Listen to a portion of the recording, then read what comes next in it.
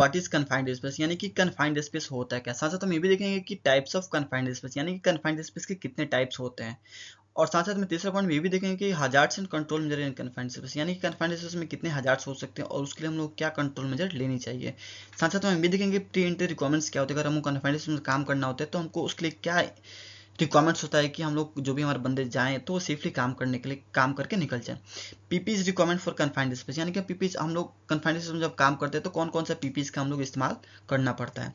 साथ साथ ये भी देखेंगे कि इमरजेंसी रिस्पॉन्स और रेस्क्यू प्लान कैसे बनाएं ताकि हम लोग इन केस ऑफ इमरजेंसी में ईजिली हम लोग बंदे को कोई भी इंसिडेंट होता है अंदर में तो एवोक्यूएट कर सकते हैं। गाइस ये वीडियो काफ़ी ही महत्वपूर्ण होने वाला है अगर आप इंटरव्यू पर्पज से देख रहे हैं, अगर आप सेफ्टी फील्ड से या फिर एग्जीक्यूशन टीम से, अगर आप कंस्ट्रक्शन पर काम करते हैं तो ये वीडियो आपके लिए काफ़ी महत्वपूर्ण है। प्लीज़ आप इसको स्किप न करो, लास्ट तक देखें। मैं आशा करता हूँ कि ये वीडियो आप अगर आप देख रहे थे पूरा फुल वीडियो तो आपका कोई भी डाउट नहीं रहे कन्फाइंड स्पेस के बारे में। तो चलिए हम लोग वीडियो को स्टार्ट करते हैं। तो सबसे पहले हम लोग गाइस समझते हैं कि कन्फाइंड स्पेस होता है, यानी कि व्हाट इज कन्फाइंड स्पेस। तो सबसे पहले हम लोग डिफिनेशन समझते हैं। तो जैसे कि आप देख पा रहे हैं कि कन्फाइंड स्पेस गाइस क्या होता है कि इसमें हमने काफ़ी रिसर्च किया, आपने बहुत सारे डिफिनेशन पढ़ा होगा, बट हम कन्फाइंड स्पेस में बस हम लोग 3 पॉइंट को मीट करना होता है। अगर 3 पॉइंट मीट कर रहा है तो वो हम लोग कन्फाइंड स्पेस को, एरिया को हम लोग मानते हैं। जैसे हमें कि समझते हैं डिफिनेशन से, confined space is such is a space where there is a limited entry and exit. Guys confined space एक वैसा जगह होता है जहाँ पे आने जाने की रास्ता क्या होती है, लिमिटेड होती है और not designed for continuously human occupancy. वो जो एरिया होता है कि वो डिजाइन नहीं होता है कंटिन्यूसली ह्यूमन को, यानी कि मनुष्य को रहने के लिए। Large enough for person to enter in work, यानी कि वो जगह होती है कि उसमें काफ़ी मतलब कि इतना जगह होनी चाहिए जिसमें इजली बंदा जाए और इजली वापस अपना सब सेटअप करे और काम कर सके। ऐसा ना हो कि केवल एक होल है उसमें बंदा केवल जाए और उसको ना हिलने का डुलने का जगह ना हो, तो उसको कन्फाइंड स्पेस नहीं बोलते, उसमें हम काम ही नहीं कर सकते। तो गाइस आपने सुना बहुत सारा आप डिफिनेशन सुना होगा, कन्फाइंड स्पेस वो एरिया था जहाँ पे आने जाने का रास्ता सीमित होता है, ऑक्सीजन बढ़ भी सकता है, ऑक्सीजन घट भी सकता है। तो ऑक्सीजन बढ़ना घटना is a hazard, not our definition. तो हम केवल इसमें डिफिनेशन की बात करें तो डिफिनेशन वही होता है जो कि इसमें 3 पॉइंट मीट करनी चाहिए। अब आप बात करेंगे कि हमारे घर में भी हम लोग क्या होता है कि आने जाने का रास्ता सीमित होता है, तो हम इसको कन्फाइंड स्पेस क्यों नहीं बोलते, क्योंकि गाइस ये जो हमारा घर है वो इसमें ऑक्सीजन लेवल बहुत अच्छी मात्रा में है और इसमें कोई भी टॉक्सिक गैसेस नहीं है, कोई भी फ्यूम्स नहीं है, ठीक है। तो इस एरिया को इसलिए हम लोग कन्फाइंड स्पेस में कंसीडर नहीं कर सकते हैं। अब हम समझते हैं कि अब हम देखते हैं guys types of confined space, यानी कि कन्फाइंड स्पेस के कितने टाइप्स हैं। Guys as per factory act 1948 and as per OSHA के हिसाब से कन्फाइंड स्पेस को 2 टाइप में बांट दिया गया है। एक होता है नॉन परमिट कन्फाइंड स्पेस और एक permit required confined space. Guys इसमें दोनों में कुछ ज़्यादा डिफरेंट नहीं है, कॉमन बहुत ही छोटा डिफरेंट है। यानी कि एक ऐसा जगह होता है जहाँ पे मतलब कन्फाइंड स्पेस के डिफिनेशन के कुछ पॉइंट मीट करते हैं और कुछ पॉइंट मीट नहीं करते हैं, यानी कि तीनों पॉइंट मीट नहीं करते, इसलिए हम लोग नॉन परमिट कन्फाइंड स्पेस बोलते हैं। और ये परमिट रिक्वायर्ड कन्फाइंड स्पेस वो होता है कि जो कन्फाइंड स्पेस मैंने ऑलरेडी डिफिनेशन में 3 पॉइंट बताया वो इसमें मीट कर रहा है, जिसकी वजह से हमको कन्फाइंड स्पेस का परमिट लेना 100% कंपलसरी है। यानी जैसे कि आप देख पा रहे हैं यहाँ पे एक टैंक है राउंड सर्कल में, इसमें क्या है कि 1 पॉइंट इसलिए मीट कर रहा है कि इसमें आने जाने का रास्ता क्या है, लिमिटेड यानी कि सीमित है, यानी कि 1 ही यहाँ पे एक्सेस एंड डिग्रेस है, ठीक है। बाकी अंदर जाकर बंदे काम कर रहे हैं, इसमें कोई भी हजार्डियस गैसेस केमिकल नहीं हो सकते हैं। यहाँ पे कोई ऑक्सीजन लेवल भी भरपूर मात्रा में है, लाइटिंग वहाँ पर भरपूर मात्रा में है, तो यानी कि इसलिए इसमें कन्फाइंड स्पेस परमिट की रिक्वायरमेंट नहीं है। ये जो हमारा टनल दिख पा रहा है आपको, ये एक में भी हो सकता है पहाड़ के बीच में टनल हम लोग कर रहे हैं, जिसमें वजह से यहाँ पे कोई मेट्रो लाइन हो सकती है, फिर ट्रेन लाइन जा रही है, ठीक है। और यहाँ पे क्या है कि लाइटिंग की कमी है थोड़ा, वो हजार्ड्स हो गया हमारा कन्फाइंड स्पेस का, बट इसमें आने जाने का रास्ता क्या है कि लिमिटेड नहीं है। मतलब कहने का मतलब कि टनल दिख रहा है तो उसको कन्फाइंड स्पेस नहीं बोल सकते, क्योंकि इसमें आने जाने का रास्ता लिमिटेड नहीं है। बहुत बड़ा इसमें बहुत बड़ा टनल है जिसमें इजीली 10 बंदे जा सकते हैं और इजीली 10 बंदे आ सकते हैं। इसमें कोई भी गैसेस फ्यूम्स वगैरह भी नहीं है, ठीक है। और इसलिए इसको हम क्या करते हैं गाइस कि इसमें कन्फाइंड स्पेस की परमिट की रिक्वायरमेंट नहीं है। यहाँ पे जो जनरल वर्क परमिट या फिर वर्क के हाइट पे काम करना है तो वर्क के हाइट के लिए ले लेंगे, अगर इलेक्ट्रिकल के काम करना है तो उसके इलेक्ट्रिकल परमिट आप ले सकते हैं। और परमिट रिक्वायर कन्फाइंड स्पेस इसमें तीनों पॉइंट मीट कर रहा है, जैसे कि इसमें लिमिटेड एक्सेस एंड इग्रेस है और ये एरिया ह्यूमन ऑक्यूपेंसी के लिए नहीं बनाया गया है। और इसमें टॉक्सिक गैसेस हो सकते हैं, इसमें टॉक्सिक फ्यूम्स हो सकते हैं, इसमें इलेक्ट्रिकल हजार्ड्स हो सकते हैं, कोई न्यूमेटिक हो सकता है, न्यूमेटिक प्रेशर भी हो सकता है। इसलिए इसमें यहाँ पे 100% हमको इसमें प्रिकॉशन लेके गाइस काम करना पड़ता है। मैं ऐसा करता हूँ कि ये भी आप टाइप्स ऑफ कन्फाइंड स्पेस समझ के होंगे।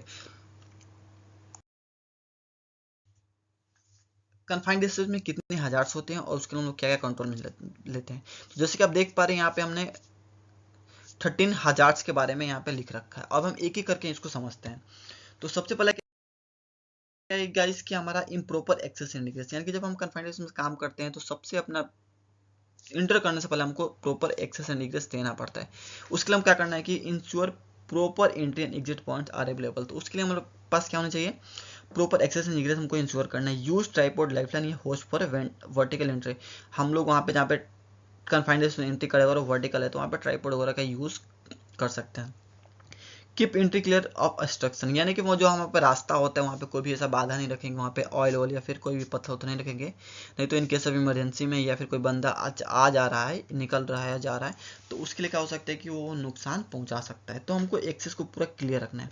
दूसरा हजार से हमारे ये हो सकता है ऑक्सीजन डिफिशियंसी या इनरिचमेंट। गाइस हमको क्या करना है कि test oxygen level before entry, यानी कि हम लोग हमारे ह्यूमन बॉडी के लिए 90.5 से लेकर 23.5 के बीच में ऑक्सीजन लेवल रहेगा तो हमारे लिए सफिशिएंट है, यानी कि अच्छा है। अगर इससे कम होता है तो हमारे लिए दिक्कत है, अगर इससे ज़्यादा होता है फिर भी हमारे लिए दिक्कत है। तो हमको ऑक्सीजन मिले, यानी कि O2 गैस डिटेक्टर से आप इसलिए वहाँ पे मेजर कर सकते हैं क्योंकि यहाँ पे ऑक्सीजन लेवल कितनी है एंट्री होने से पहले। Use ventilation system if required, अगर वहाँ पे वेंटिलेशन सिस्टम मतलब कि ऑक्सीजन कम है तो वहाँ पे हम लोग वेंटिलेशन आप लोग वहाँ पे इस्तेमाल कर सकते हैं। फैन वगैरह का वहाँ पे आप यूज़ कर सकते हैं। प्रोवाइड स्काबा, यानी कि अगर वहाँ पे ऑक्सीजन लेवल कम है तो सेल्फ कंटेंट ब्रीथिंग अपरेटस भी आप दे सकते हैं वहाँ पे। Have a stand by oxygen supply, वहाँ पे ऑक्सीजन सप्लाई होनी चाहिए इनके सब कोई बंदा को अगर सफोकेशन से वहाँ पे गिर गया है तो उसको रेस्क्यू करके तुरंत उसको ट्रीटमेंट हम लोग क्या कर सकते हैं, दे सकें। उसके बाद तो फ्रेंड्स हमारा तीसरा टॉप हजार्ड्स क्या है, टॉक्सिक गैसेस केमिकल या वेपर, यानी कि गाइस उसमें कोई भी गैसेस भी हो सकता है, कोई केमिकल हो सकते हैं, ठीक, कोई वेपर्स भी हो सकते हैं। तो उसके लिए हमको क्या करना है, कंडक्ट गैस टेस्टिंग, सभी गैसेस को हम लोग जितने भी गैसेस हैं हमको वहाँ पे टेस्ट कर लेना है। Keep gas detector for continuous monitoring, वहाँ पे अपने पास पोर्टेबल गैस डिटेक्टर रखना है। हमको पता है कि इसमें ये गैसेस है तो उससे रिलेटेड हमको पोर्टेबल गैस डिटेक्टर रखना है और उसका अलार्म के बारे में समझ लेना है, उसके फंक्शन के बारे में समझ लेना है, कितने पीपीएम तक हम काम कर सकते हैं। तो गैस इसके बारे में नॉलेज होनी चाहिए। फायर या एक्सप्लोजन हो सकता है तो उसके लिए हमको टेस्ट फॉर एलियल, यानी कि लोअर एक्सप्लोजिव लिमिट हम लोग देख लेंगे हमारे कन्फाइंड स्पेस में कि कितनी है। जो भी हमारे पास जो भी फ्लैमेबल मटेरियल्स है उसके हम लोग एलियल यूएल हम लोग क्या करेंगे, देख लेंगे एंट्री करने से पहले। प्रोहाइबिटेड स्मोकिंग स्पार्क या ओपन फ्लेम, उसमें हम लोग क्या करते हैं कि प्रोहाइबिटेड कर देंगे कि इसमें ओपन फ्लेम आप नहीं कर सकते, स्मोक नहीं कर सकते हैं। कि फायर एक्सटिंग्विशर नियर बाई, इसका वहाँ पे एक फायर एक्सटिंग्विशर इस्तेमाल करेंगे।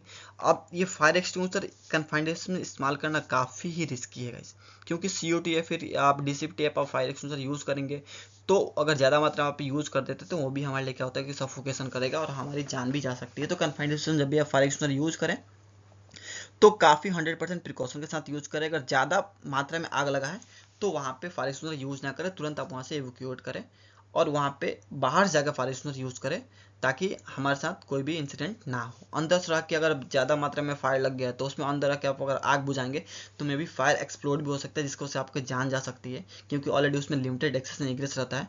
तो अगर हल्का हल्का थोड़ा मोड़ा आ गया तो उसको आप फायर एक्सटिंग्विशर से बुझा दें, अगर ज़्यादा है तो आप तुरंत वहाँ से साइड से बाहर निकलें और बाहर से कोई एक्सटिंग्विशर मीटर यूज़ करें ताकि हमारे साथ कोई इंसिडेंट ना हो। उसके बाद से गाइस आप देख सकते हैं टेम्परेचर एक्सट्रीम, इसमें क्या हो सकता है कि टेम्परेचर बढ़ भी सकता है। उसके लिए क्या करेंगे, प्रोवाइडिंग कूलिंग या हीटिंग सिस्टम दे देंगे हम लोग। उसके बाद से monitor the temperature and rotate the job, उसके लिए क्या कर देंगे कि हम लोग अपने जॉब को क्या कर देंगे, मॉनिटर रोटेट कर देंगे और टेम्परेचर को मॉनिटर कर लेंगे। Allow frequently break and hydration, वहाँ पे क्या करेंगे कि गाइस हम लोग क्या करते हैं कि जॉब को ब्रेक कर देंगे ताकि हमारे बंदे को रेस्ट मिल जाए और उसको हाइड्रेट करते रहेंगे ताकि उसके साथ कभी कोई भी ऐसा दिक्कत ना हो।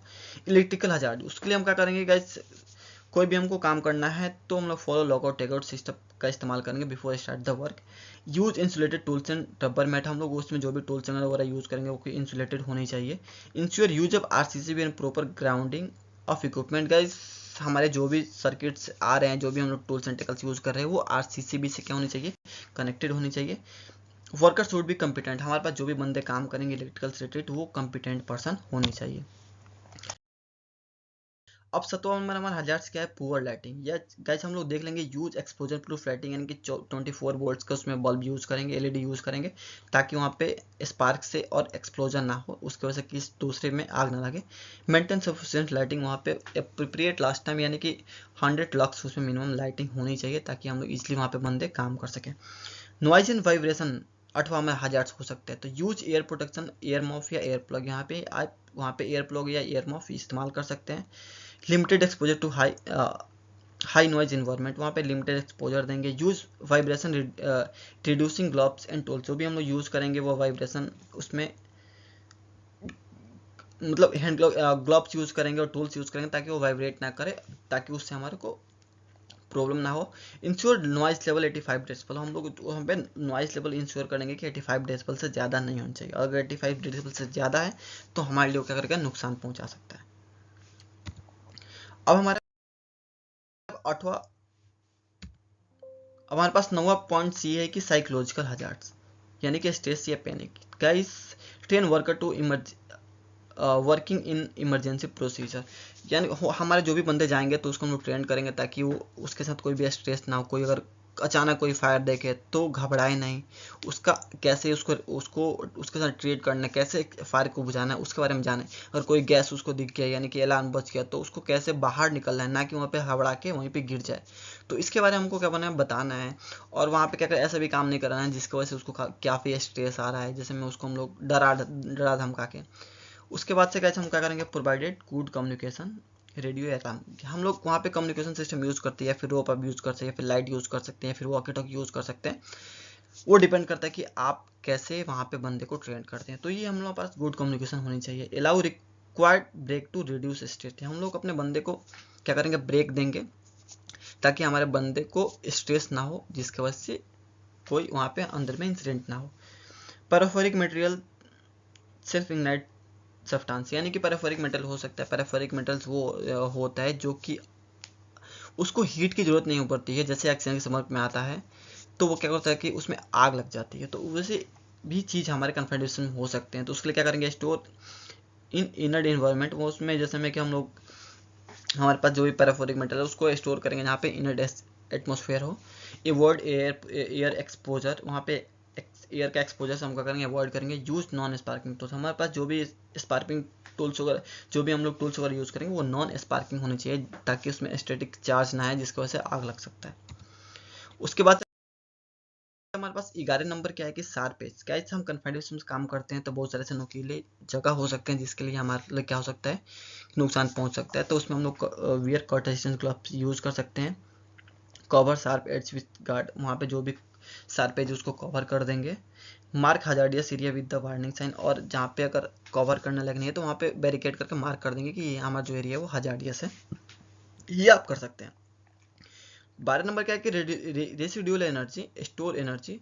उसमें क्या होता है गाइस कि रेसिड्यूल एनर्जी वो होता है कि जो कि हम लोग कट ऑफ कर दें फिर भी उसमें कुछ एनर्जी स्टोर हो जाता है। जैसे में कि हम लोग जो फैन में हम लोग यूज करते हैं कंडक्टर, तो वो क्या करता है कि वो हमारे फैन को एक बार मूव कर देता है, फिर भी आप उसको लाइन कट जाए कंडक्टर को निकाल के आप उसको स्पार्क करेंगे तो इसमें स्पार्क आता है, यानी कि लाइट आता है। तो वैसे कि वो इसको बोलते हैं रेसिड्यूल एनर्जी।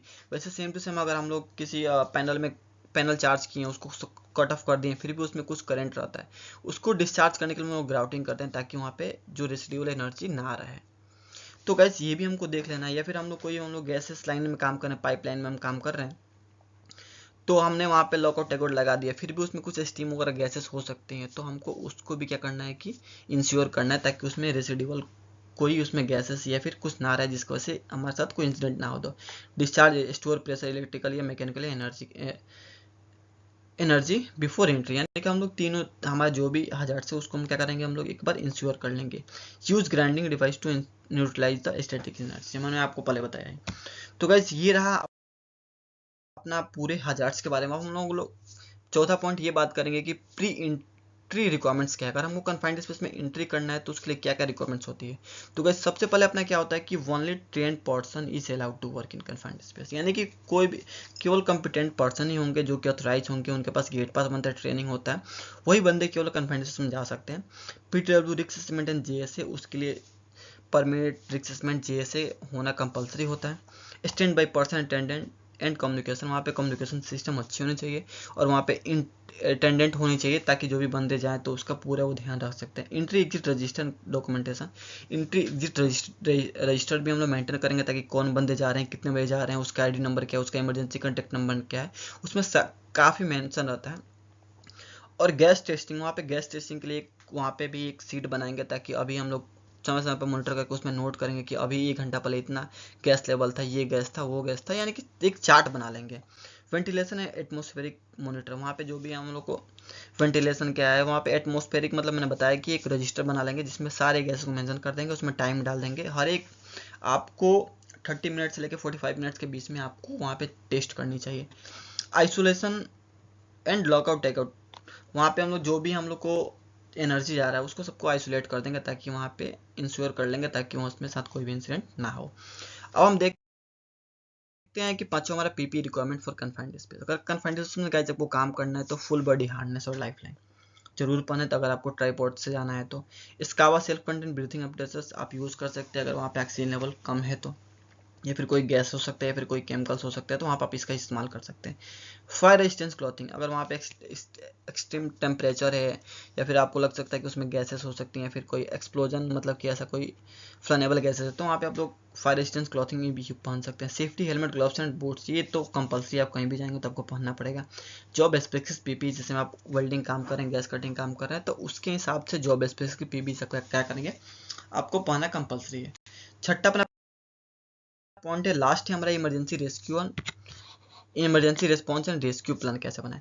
रेस्क्यू टीम वहाँ पे रेडनेस, वहाँ पे एक रेस्क्यू टीम होनी चाहिए जो कि अगर इन केस ऑफ इमरजेंसी होता है तो रेस्क्यू टीम उसको क्या करे, रेस्क्यू कर सकता है। Use of tripod and winch system, हम लोग वहाँ पे ट्राइपॉड को रेडी मोड में रखना पड़ेगा, विंच सिस्टम को रेडी मोड में रखना पड़ेगा। इन केस ऑफ इमरजेंसी होता है तो हम लोग नीचे से बंदे को इजिली बाहर निकाल सकते हैं। First aid and CPR procedure, वहाँ पे जो भी बंदे हैं वहाँ पे एक फर्स्ट एडर होनी चाहिए और जाके तो छोटा मोटा अगर उसको दिक्कत होता है तो वो तुरंत वहाँ पे देख सकें। Basic life supporting for unconscious worker, वहाँ पे बेसिक से लाइफ सेविंग रूल्स पता होनी चाहिए उसको। Demonstration of CPR in cardiopulmonary resuscitation, उसमें क्या होता है कि CPR की भी ट्रेनिंग उसको दे दे ताकि इन केस अगर कोई अनकॉन्शियस हो जाता है तो उसको CPR दे सके। वहाँ पे फर्स्ट एडर अवेलेबल होना चाहिए साइट पे, एम्बुलेंस अवेलेबल ऑन साइट। और इन केस ऑफ अगर फर्स्ट एडर से नहीं होता है कंट्रोल तो वहाँ पे एक एम्बुलेंस होनी चाहिए जो नियर बाई हॉस्पिटल से अटैच होनी चाहिए और वहाँ पे उसको हम बंदे को लेके जा सके ताकि हमारे क्या हो सके, वो बंदे के साथ कोई भी इंसिडेंट ना हो। गाइस मैं आशा करता हूँ कि वीडियो आपको पसंद आया होगा। अगर आपको पसंद आएगा तो प्लीज़ लाइक करें, शेयर करो, अपने दोस्तों के साथ शेयर करें ताकि ये इन्फॉर्मेशन बटे। और वीडियो को लाइक और सब्सक्राइब करना ना भूलें और कमेंट करें। फिर मिलते हैं नेक्स्ट वीडियो में। जय हिंद।